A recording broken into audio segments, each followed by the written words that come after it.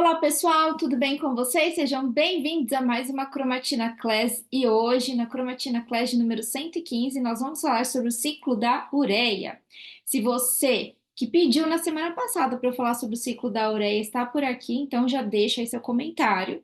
E se você não sabe por que que eu pedi, por que que a gente vai falar de um assunto que começou na semana passada, você precisa voltar e ver a Cromatina Class de número 114, que foi da semana passada. Eu sou Tatiane Fuji, estou aqui com vocês todas as segundas-feiras para falar de um assunto importante dentro da nutrição, com foco em genética, metabolômica ou ainda microbiota intestinal. Se você curte esse canal, não deixe de se inscrever e também não deixe de curtir e compartilhar os vídeos que eu coloco aqui para vocês, que eu faço com muito amor, com muito carinho. Hoje nós vamos falar um pouquinho sobre a ureia, por quê? Porque ela é um produto de excreção do metabolismo nitrogenado dos mamíferos.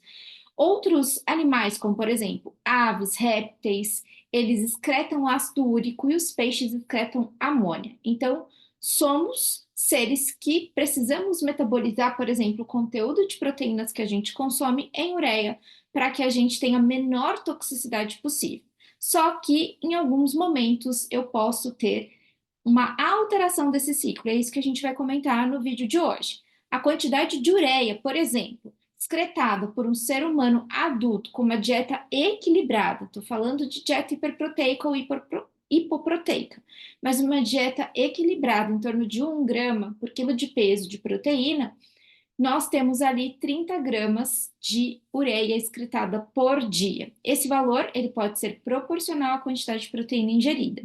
E isso é importante porque a gente não tem reservas dessas proteínas e também por conta do nitrogênio que pode ser excedente e isso pode aumentar a quantidade de ureia que nós vamos produzir. Nos seres humanos, 90% do nitrogênio urinário está sob forma de ureia. O restante aparece sob forma de creatinina. Isso é importante, que vem do produto ali da degradação da creatinina. E também a gente tem urato. Em alguns exames de metabolômica, a gente vai ver como ácido orótico, por exemplo, urotato, é bem comum, que é proveniente do metabolismo e da degradação das purinas, além do íon amônio. Apesar desse íon amônio representar uma quantidade pequena em relação ao percentual de nitrogênio urinário, sua excreção é o equivalente à eliminação tanto de íons H+, por exemplo, que vai contribuir para a alteração do pH plasmático. Então, é muito importante que a gente tenha uma excreção adequada desse íon amônio, que é o NH4. E isso vai ser importante porque, do contrário, a gente pode também ter alterações no pH plasmático. Se eu tiver muito mais íon H+, eu tenho muito mais acidez nesse pH e isso pode gerar um problema a longo prazo. A produção de amônio e sua excreção como NH4 na urina possibilita a eliminação de ácidos fortes, como, por exemplo, o ácido sulfúrico, gerado no metabolismo de cisteína e de metionina, e também de cetoácidos, cuja concentração aumenta muito nas doses metabólicas. Em que condição a gente vê muitas doses metabólicas? Gente, a gente vê muitas doses metabólicas no paciente diabético descompensado. E a gente pode ter uma acidose metabólica em pessoas que fazem dietas cetogênicas. Por quê? A diminuição do consumo de carboidratos, junto com o aumento do consumo de lipídios, pode favorecer o aumento de corpos cetônicos. E esses corpos cetônicos, eles vão provocar uma acidose metabólica. Por isso tem que ter um controle, por isso tem que ser muito bem orientado. Na alcalose, o teor de íons amônio da urina diminui. Então, por exemplo, se a gente tem a composição ali, né, dos compostos nitrogenados que são excretados. A gente tem 30 gramas por dia de ureia, 0,7 gramas de íon amônio, 1,4 média de creatinina e 0,8 de urato. Isso vai ser importante porque a amônia, se ela não for convertida, se esse íon amônio não for convertido em ureia, e aí a gente tem um passo a passo que eu vou mostrar para vocês, eu estou até com um livro de bioquímica básica aqui aberto, se esse íon amônio não for convertido em ureia, ele se torna muito tóxico, mesmo em baixas concentrações.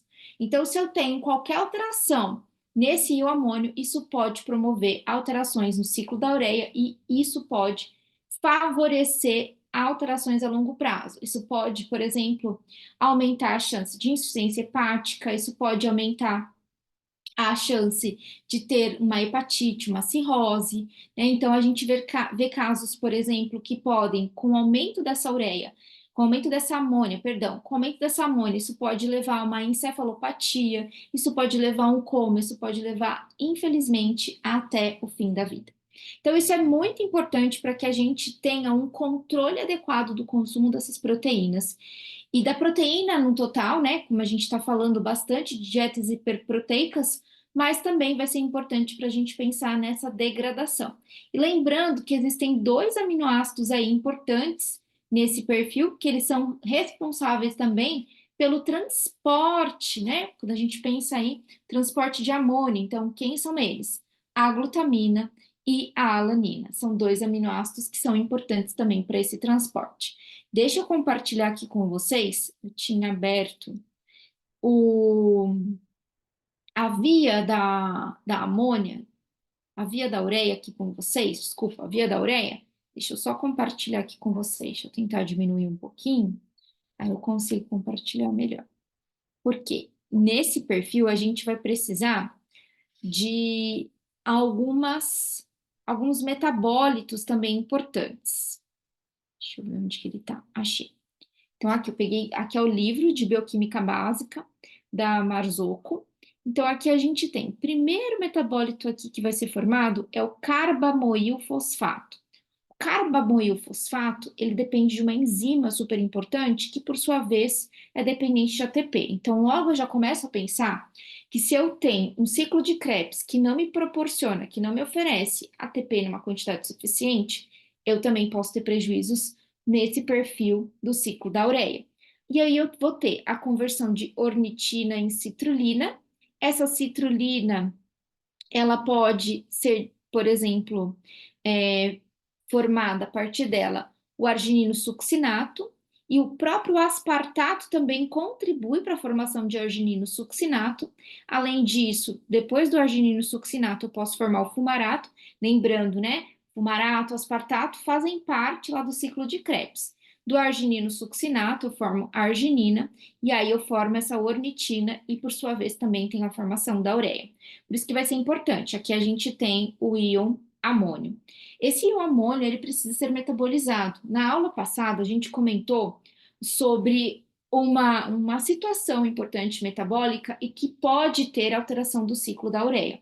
Porque geralmente pessoas em algumas condições vão consumir um pouco mais de proteína e esse excesso de proteína pode ser prejudicial quando a gente não pensa ali nos fatores que podem influenciar também no ciclo da ureia como um todo. Como, por exemplo, eu vou precisar de ATP, eu vou precisar de uma organização desse ciclo de Krebs. A gente sabe que para o ciclo de Krebs, nós precisamos de coenzimas importantes, como, por exemplo, vitamina B2, vitamina B3, que são coenzimas super importantes para que eu tenha o ciclo funcionando de forma adequada, para que eu tenha realmente aqueles elétrons, né, sendo ali utilizados por essas coenzimas e depois levados lá para a cadeia respiratória da mitocôndria, para que então eu tenha a formação de ATP. Então eu preciso ter uma adequação nutricional.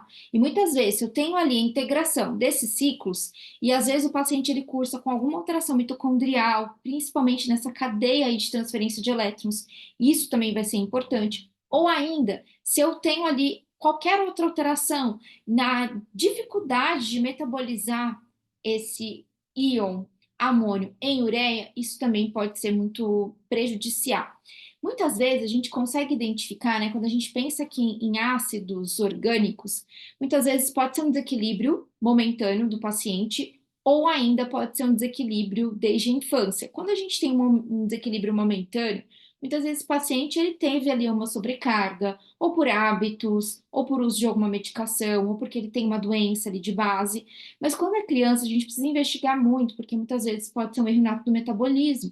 E esse erro inato do metabolismo pode ser muito bem corrigido de forma precoce. Porque, do contrário, eu posso ter efeitos colaterais que podem ser irreversíveis. Então, precisamos tomar muito cuidado quando a gente fala de grupos de faixa etárias diferentes, de pessoas de faixa etária diferente, porque isso pode ter um envolvimento muito importante. E não se esqueça também das condições genéticas, né?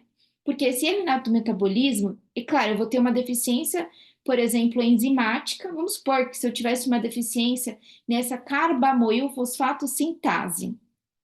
Se eu tivesse essa alteração nessa enzima sintetase, carbamoil fosfato sintetase, se eu tivesse uma alteração nessa enzima, o que poderia acontecer? Eu tenho dificuldade de potencializar, pegar aquele grupo amônio para que ele pudesse ser utilizado lá no ciclo da ureia. E nessa utilização ali do ciclo da ureia, eu fico impossibilitada, eu acabo promovendo um aumento desse íon amônio. E o aumento desse íon amônio pode promover uma hiperamonemia, então um aumento de amônia ali nas minhas concentrações plasmáticas. Isso pode afetar, por exemplo, o pH plasmático, e isso pode promover alterações hepáticas, isso pode promover alterações no cérebro, como a encefalopatia, então causa prejuízos muito importantes.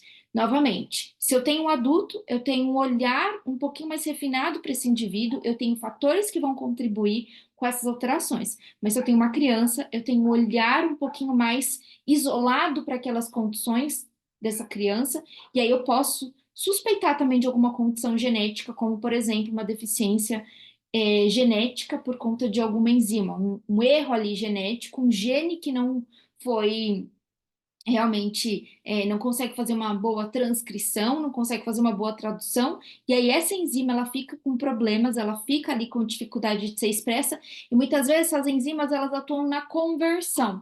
Então eu faço uma conversão de um substrato num produto. Então esse substrato, esse produto, se eu tenho uma enzima que é funcional, eu tenho um controle dessa reação. Mas se eu tenho uma enzima que é disfuncional e se ela tem uma perda de função, eu tenho um aumento da concentração de substrato e uma diminuição da concentração desse produto. E se eu tenho uma enzima que tem uma super função, uma função ganho de função, eu posso ter uma diminuição desse substrato e um aumento muito grande desse produto. E isso tem que ser observado, isso tem que ser analisado, e isso tem que ser tratado, porque para muitas alterações de ácidos orgânicos, a gente tem sim alguma estratégica nutricional e terapêutica.